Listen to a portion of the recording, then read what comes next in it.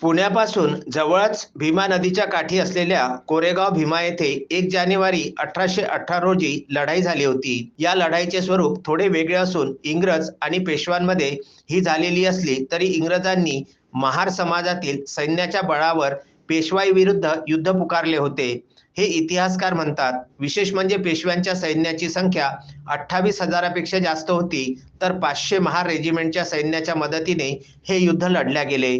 या युद्धामध्ये 500 महार सैन्याने आपले बलिदान दिल्यामुळे त्यांच्या स्मृतिदिनी त्यांच्या शौर्याचे प्रतीक म्हणून ब्रिटिशांनी भीमा नदीच्या तीरावरील कोरेगावामध्ये एक भव्य दीपस्तंभ उभारले. याच दीपस्तंभाचे प्रतीक म्हणून नेर येथील विकास नगरामधील दीपस्तंभाला सर्व बौद्ध अनुयायांनी मानवंदना दिली. शौर्य दिनानिमित्त भीमछाया येथे होऊ घातलेल्या कार्यक्रमाच्या अध्यक्षस्थानी जीवन विकास संस्थेचे सचिव सुधाकर तलवारे हे मंचावरती विराजमान होते. प्रमुख वक्ते म्हणून शरद माहुरे, विनोद आंबोरे, अरुण खडसे, प्राध्यापक मोखाडे, सुमेध आहाटे, प्रमुख पाहुणे म्हणून ओमकार बनसोड, पंडित दिघाडे, राम सोनोने, जयकृष्ण बोरकर, प्राध्यापक धांदे, प्राध्यापक मोखाडे, धम्मपाल तलवारे हे मंचावर विराजमान होते. अध्यक्षांच्या हस्ते पाहुण्यांच्या उपस्थितीत डॉक्टर बाबासाहेब आंबेडकर यांच्या प्रतिमेचे पूजन करून त्यांना माल्यार्पण करण्यात आलं. यावेळी वक्त्यांची भाषणे झाली. भाषणानंतर अशोक देशपांडे यांनी शौर्यगीत सादर केलं. या कार्यक्रमाचे प्रास्ताविक जयश्री तलवारे तर सूत्रसंचालन सविता मोहोड यांनी केलं. या कार्यक्रमाचे आयोजन यादव आहाटे यांनी केलं होतं. नवीन वर्षाची सुरुवात होत असताना नवीन वर्ष सुरू होण्याच्या वेळेसच 1818 साली 1 जानेवारी या दिवशी जे युद्ध लढल्या गेलेलं आहे त्या युद्धामध्ये 500 महार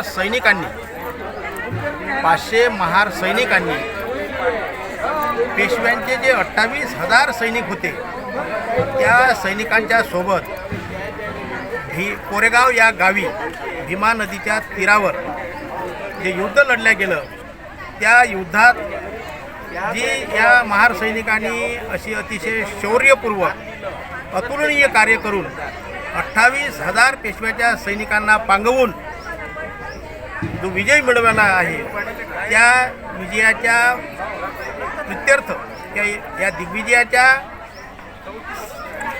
दिग्विजयासाठी इंग्रजांनी कोरेगाव या ठिकाणी भीमा नदीच्या तीरावरती एक जो स्तंभ बांधलेला आहे त्या स्तंभाला 1 जानेवारी 1927 रोजी बाबासाहेब आंबेडकरांनी प्रत्यक्ष भेट दिली आणि त्या सर्व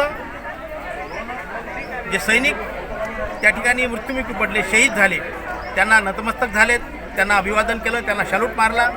आणि दरवर्षी डॉक्टर बाबासाहेब आंबेडकर जेव्हा या देशात असायचे तेव्हा 1 जानेवारीला न चुकता भीमा कोरेगावला येऊन त्या विजयी स्तंभाला सलामी देत होते, अभिवादन करत होते आणि म्हणायचे की मी या ठिकाणी यासाठी येतो